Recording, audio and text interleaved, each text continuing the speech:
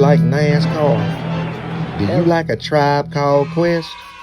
Well, you gonna love the Urban Conservative.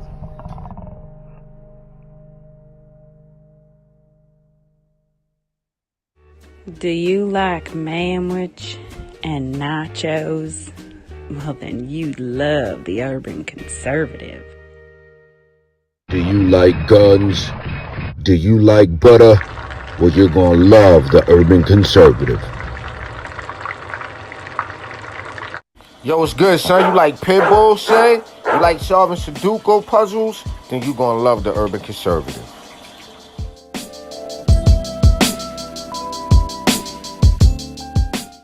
Hey, buddy, if your car making a sound like this, you might want to get you some power steering fluid and check out the Urban Conservative podcast. Are you repulsed by the idea of drag queen story time at your local library, but enjoy Carol Baskin TikTok memes? Then you would enjoy the Urban Conservative.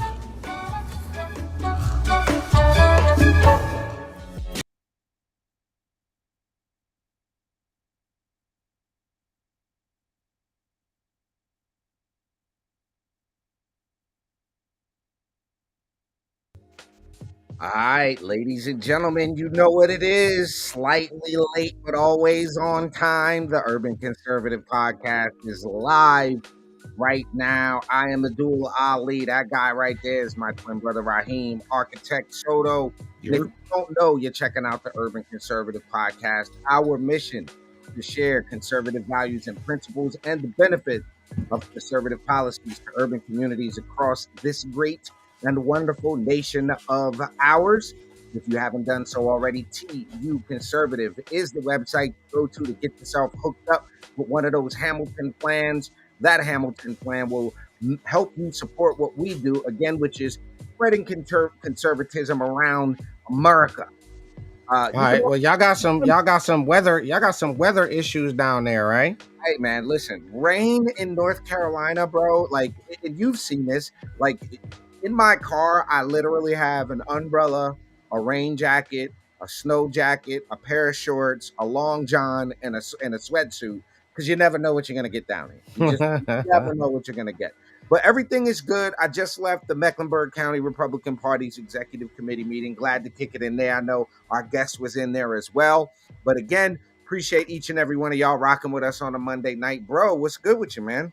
Yo, everything is good, man. I always enjoy doing the candidate spotlights. One of the biggest things we talk about is people having access to the candidates and them getting out a little bit ahead of elections and doing as many of the media platforms, large, small, intermediate, as they can to get their message out there. And it's always, like you say, good to hear the stump speeches, but then it's also good to come on platforms that gonna ask the tough questions, gonna ask more, not to say serious, but more pertinent stuff than just the regular flim flam. So I'm excited, man. I want to see what we get into, because we've been covering the auditor's position there for some months. Shouts out to Rocky Mount. So we've had our eyes on this. So I'm interested to see how this interview unfolds. All right, well, ladies and gentlemen, without further ado, we have a special guest for tonight's candidate spotlight. He is running for the North Carolina State Auditor position. Ladies and gentlemen, for the first time on the Urban Conservative, please welcome Charles Dingee to the podcast. Brother Charles, what's good with you, man? Hey, good evening. How y'all doing? Doing fantastic. Hey, listen, the most important thing, we're going to get to your auditor's race. We're going to get to all of that. You are a dad right now. Yes, newly minted. Okay, dad. Well, welcome to the club. Yes, thank you. So we celebrated the birth of our daughter, Molly, just over a month ago. Nice. So, Charles, we're going to dive right in. We're going to talk about the campaign. We're going to get to all of that. Is that a Labrador? I know that's like is that a Labrador? What kind of dog is that? No, so she's a flat coat retriever mix. Okay, I'll take it. I saw some. She was a Craigslist special. Some guy was just getting rid of a dog, and I was like, all right, went by, and he said, you can either take her now or I'll give her to the next person. And at that point, I was like, I'm bringing her home. I could dig it.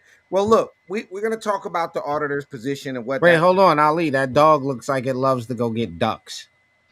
it does. It looks They like it loves to naturally go are get some. hunting dogs, yes. It looks like that. It looks like one of those dogs that go get the bird after you shoot it on duck hunt. It looks like the duck hunt bird Yeah. dog. You want a guest appearance on the show, Maggie? Oh, we got Maggie in the house. See, candidates have to. You gotta appreciate. We got a lot of pet lovers. Hey, Maggie. Look at Maggie. Oh, yeah, the sucker comes out of me for dogs and cats, bro. Hey, There you Maggie. go. All There you right. go.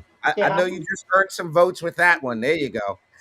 All We right. gotta get Maggie a shirt. We gotta get her a shirt. Oh yeah, she's got one already from us. Oh, okay. There you All right. go. There you go. Well, Charles, listen. Other than being an avid dog lover, we're gonna, like I said, we're gonna get to the state auditor thing in a minute. The folks who watch our show, they watch because, especially our North Carolina folks, because they want to know about the candidate. So, before you ran for state auditor, before that, give us the who's Charles Dingee, where you from, where you grew up, all that good stuff. Yeah, sure. So I'm born in Connecticut originally, and my family escaped. We went to Florida, and then it was a little too hot there, so went to North Carolina for college.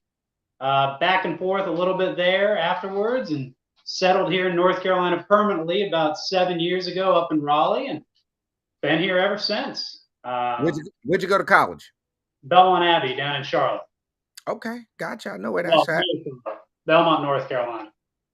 All right, Belmont. All right. So, family being from Connecticut, conservative folks, Democrat folks, did you grow up conservatively or Republican? Is that the thing? Yeah, well, I mean, my family didn't kind of like force any values on me.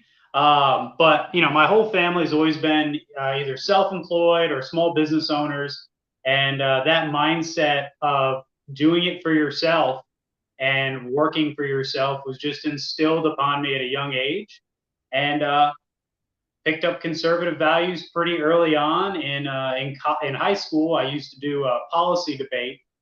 So it's not as common, unfortunately, but that was kind of my first dip into politics. I would say was when I got into that early on, and continued kind of running with it since. Nice. So, who was your first? Your first presidential election when you turned 18? Who did you vote for first for president? I think that was Romney.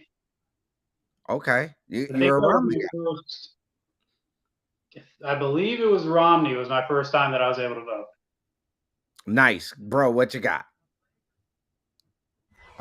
He said Romney.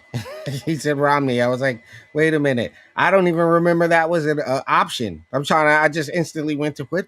When did he run? What 2000? What was that like? Wasn't it? Yeah, it was against Obama. Yeah. So that was what 14? 12, 8, 08. 18. Oh, 08. Yeah, I was out of the loop in 08, bro. I was out of the loop in 08. Yeah, you were doing something we weren't doing in 08, which was voting. Like we weren't doing that in 08. Yeah, there's no way. That's what I'm saying. Like when he said it, I was just like, Romney, huh? Yeah, when I was in high school, I was in policy debate, so politics was always very interesting to me. And as I got a little bit older, I had time to volunteer. And I remember when Romney came to Florida, and he was running for president, and I got to go to one of the events, and that was kind of like my first dip into political events. The whole like kind of the big conventions and events. That was my first time going to something like that. And after that, I was kind of just hooked. I realized that I wanted to try to be a part of something to help make things better, and tried to find different ways where I could do that. And since I've been in North Carolina, that's kind of been a focus for mine, especially up here in Wake County. Absolutely. Now, I know, and we're going to talk about this here in a second, you've been involved with the Republican Party here in North Carolina in different capacities, but I want to back up to something. When you were in high school and you were doing these policy debates, would you have considered yourself a conservative even then in high school? And was that the norm where you were in school at, or were you like the outcast conservative kid? I definitely was considered a conservative at that point. I don't know if I was an outcast at that stage because, I want to say back then things were different in politics. They weren't as jaded as they are today. It seems today, if you're a Republican or you're a Democrat, it's immediately like heels are in the ground and there is no debate. I think then people were a little bit more open to the different ideas. And now we've gotten to a point of extremism where you're either on the left or the right, and there seems to be no middle ground, unfortunately. Absolutely, absolutely. Well, we're going to put a pin right there because I see we're approaching that 11-minute mark, ladies and gentlemen. You're kicking it here on the Urban Conservative Podcast. On a Monday night, we're kicking it with Charles Dingee, who is running for the Republican nomination to become the state auditor for the state of North Carolina. We're going to take, we taking a quick break here, Rob? We'll take 30. I got a couple of questions. We'll get on to some policy related stuff, some campaign stuff. We'll take a break. We'll be right back. Just because you're black doesn't mean you have to vote Democrat. This year, in order to see benefits for our communities, we need to vote outside the box. Find out more by visiting us at tuconservative.com.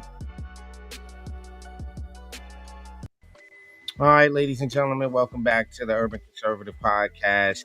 You're rocking with us on a Monday night, like my brother said, better late, but always great. A little late, but always great. That's the thing. So we're talking about the state auditor's office. We're going to start getting into that. And the reason I'm kind of giddy about this part of it is because like we talked about, we didn't know too much about who does what in the state that far back. So now it's interesting to find out, okay, what makes you want to take that particular role, knowing, what's your description of that job, right? If you had to put that job into your own words, to you, what does it mean to be the state auditor? Like, what does that encompass? My job is to be a thorn in the side to every level of government, to provide complete transparency for taxpayer money, how it's spent, what they spend it on.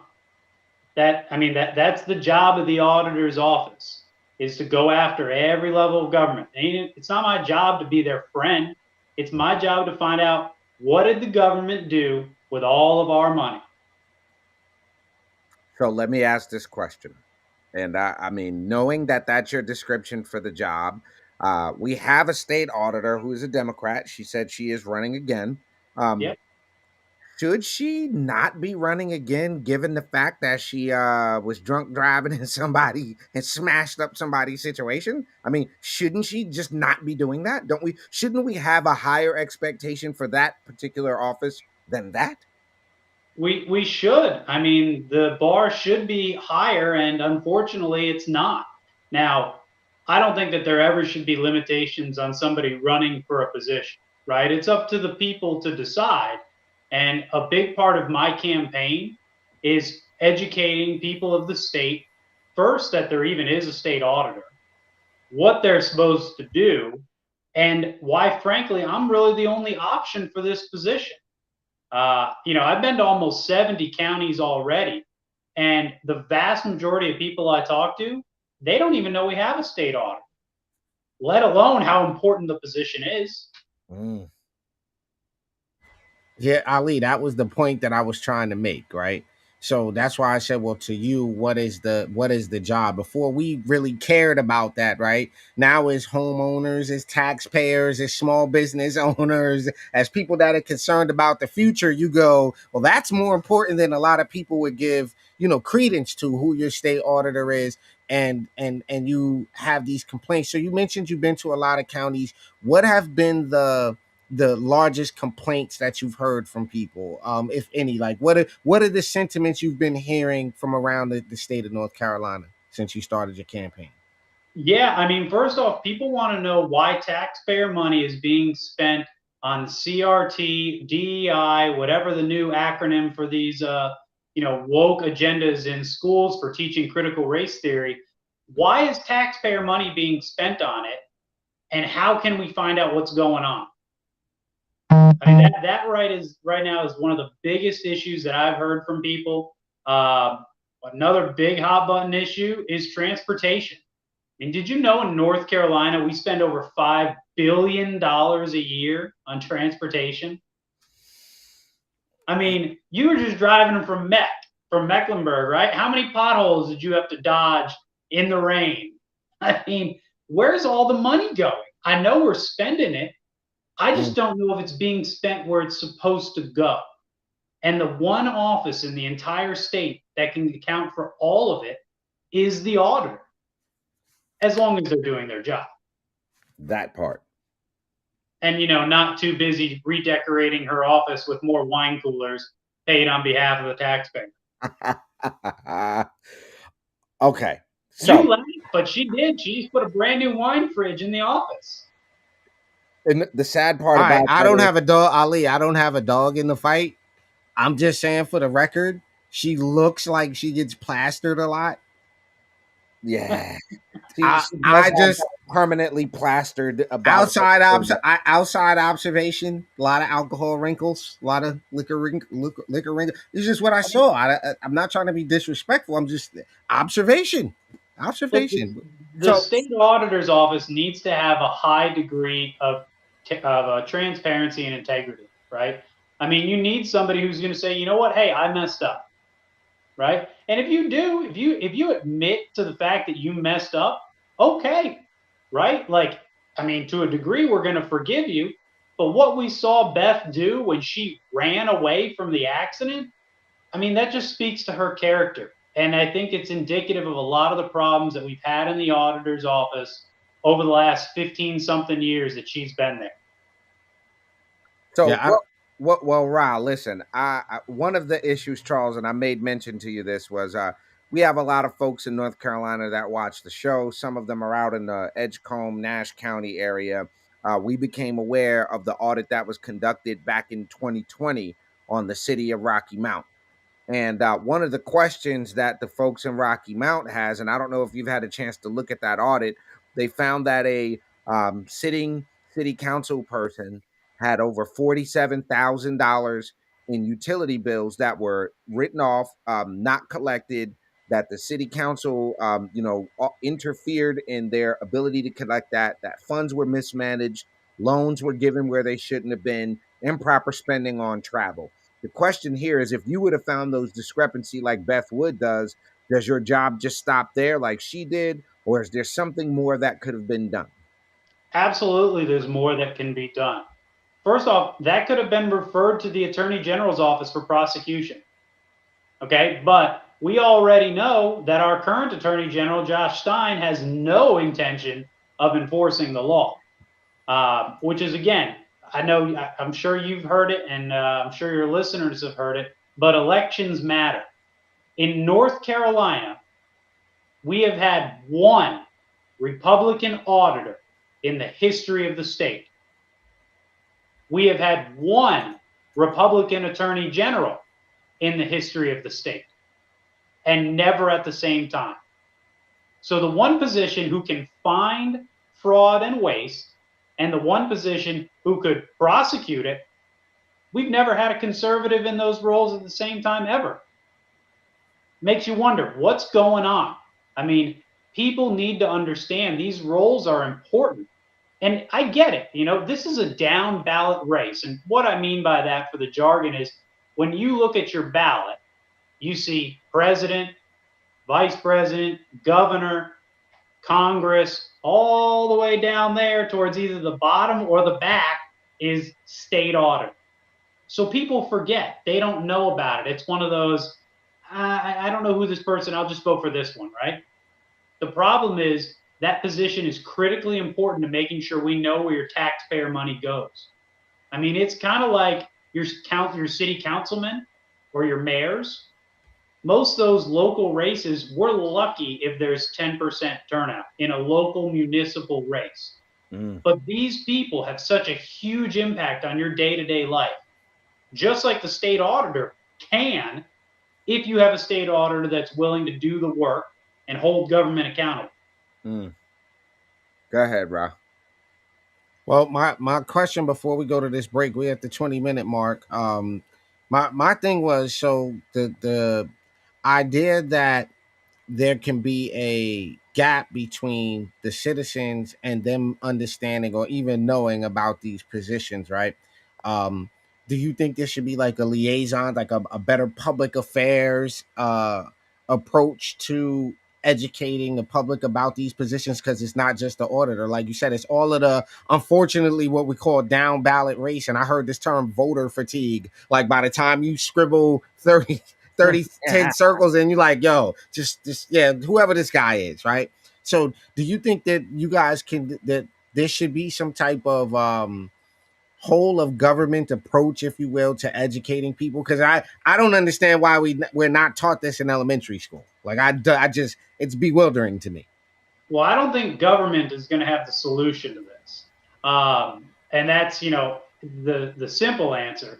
I think the more complicated one is look at like what President Trump did, okay, or look at what Obama did to bring more people into the fold and make them aware of politics.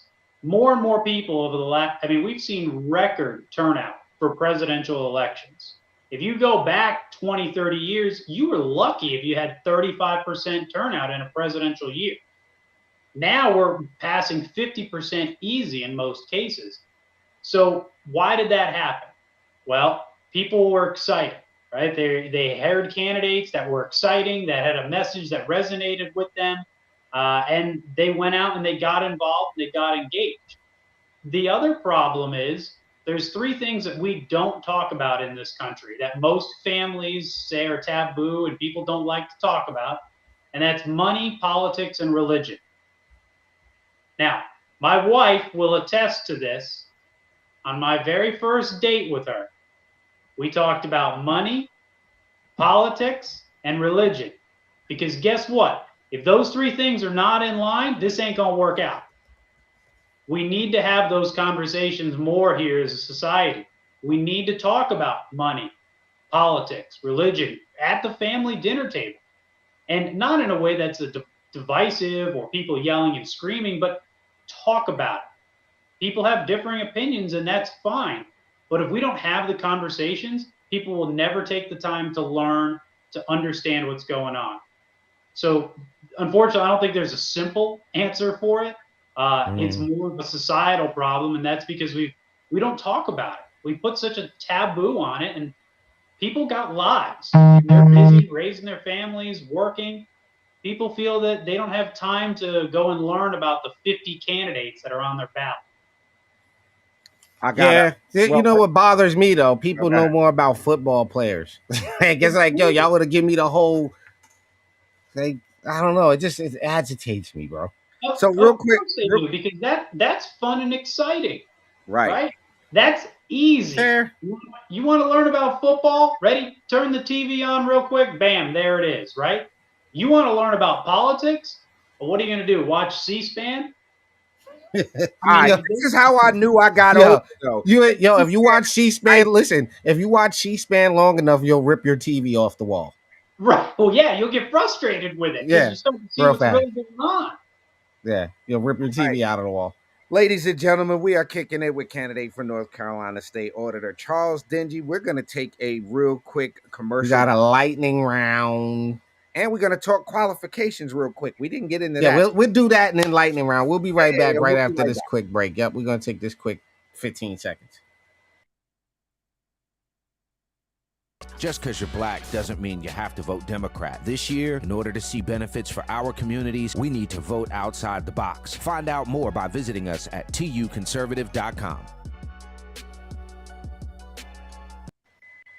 All right, ladies and gentlemen, you are kicking it here on the Urban Conservative Podcast. This is a Monday night, a little late, but still great, as they say. We are kicking it with Charles Dingee, who is running for the Republican nomination to become our next North Carolina State Auditor. Now, we done talked about a little bit of stuff, but I think it's important that people know what your qualifications are for the job of auditor. So if you want to give folks a rundown as to what makes you the best qualified person to be the next auditor for the state, bro.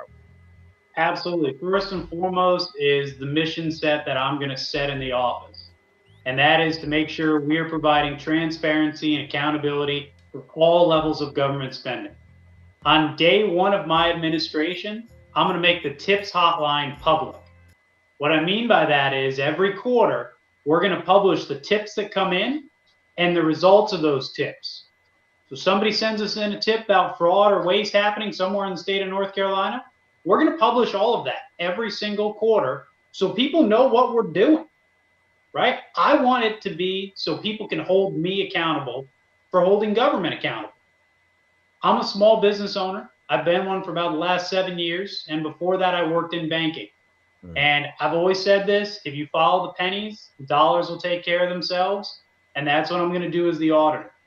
I mean, right now, if you wanted to go wherever you're out there listening and you wanted to find out the budget of your local county, city, municipality, how quick can you find it? Where would you find it?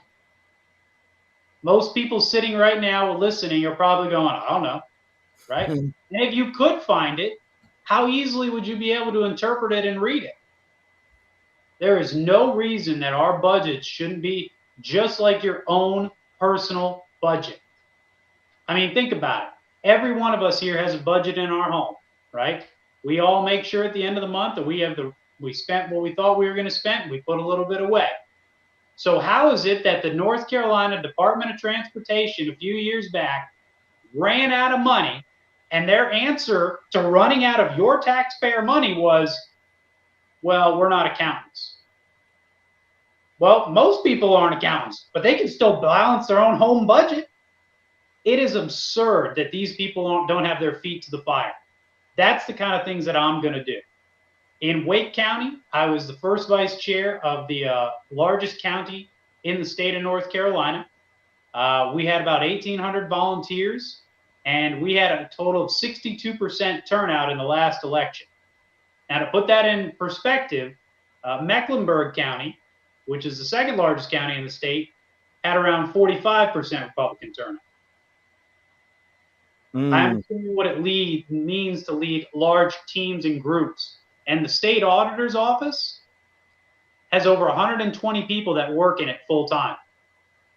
Wow. I'm going to make sure that they're all going to be part of the mission. Otherwise, they're not going to be there much longer. Plain and simple. They need to be working for the people of the state. And that's it. Fantastic. All right, we got like 5 minutes, Ollie. You ready for this lightning round? Real quick, I think I need to show you this, but wait, before you do that, Charles, I needed you to see that comment, bro. It said he's a dog lover. That's 10 points for him right out the gate. So, I agree with Frank. You watch any of these news networks too long, it'll make you go crazy. Agreed. Agreed. Indeed. All right, so give him the scoop on the lightning round. I got some stuff already prepared. Just let me know once you're ready. All right, so Roz got a lightning round for you, Charles. The way this works is he's going to ask you questions. You have to give him the first answer that comes to your mind. Some of them are going to be versus questions, and you'll see how this goes, all right? So this is what we got. Apple or Microsoft? Microsoft. All right, Coca-Cola or Pepsi? Coca-Cola. All right, McDonald's or Burger King? Neither. They're both trash. Fair. Nike versus Adidas. And to follow up on that, I would have to take Wendy's. Fair point. Nike or Adidas? They're garbage shoes either way.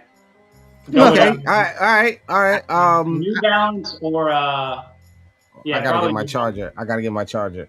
IBM or HP? HP.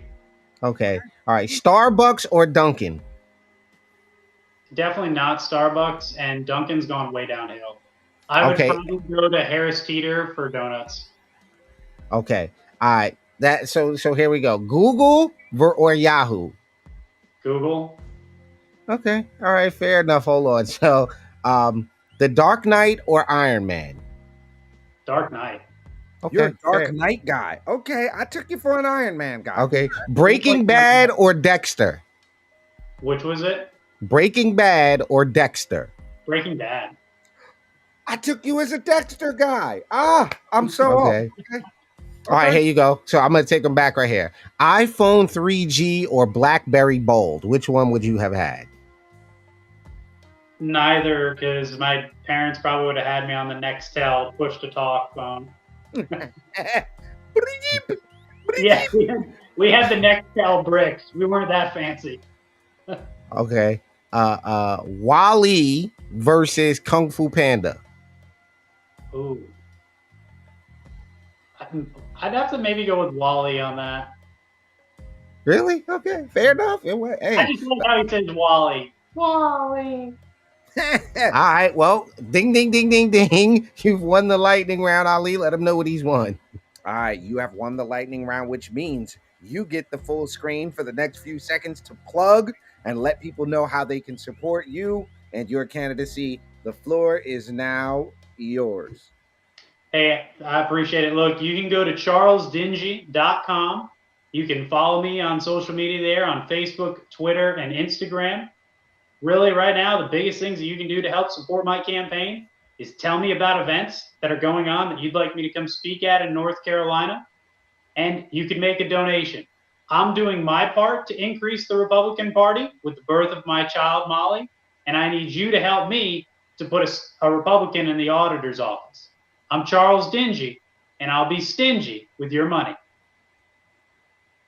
All right, dope. All right, I was hoping he said the plug because he had everybody in the Mecklenburg County. They were like, we like that. We like that.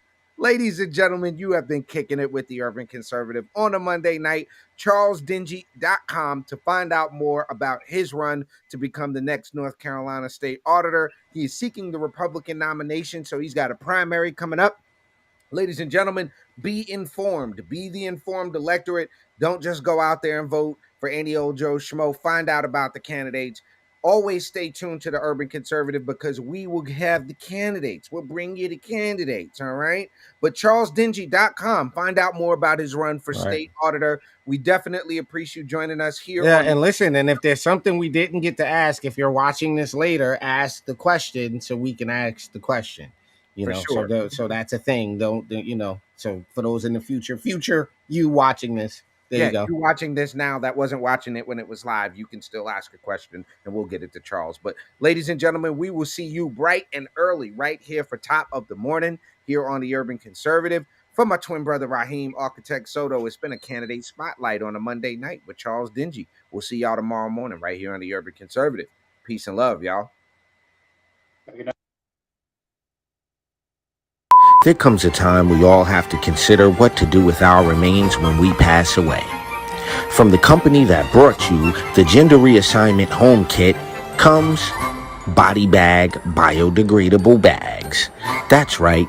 We take your body, put it in our biodegradable bags, and plant you as a tree so people can eat your nuts forever. Brought to you by Regenerex, makers of Libtrol and other fine products. If you love to drink Four Loko, but Braveheart will always be your favorite movie of all time, you're going to love the Urban Conservative. Hey, buddy, you enjoy pickup trucks and listening to Coolio? Well, then you going to love the Urban Conservative.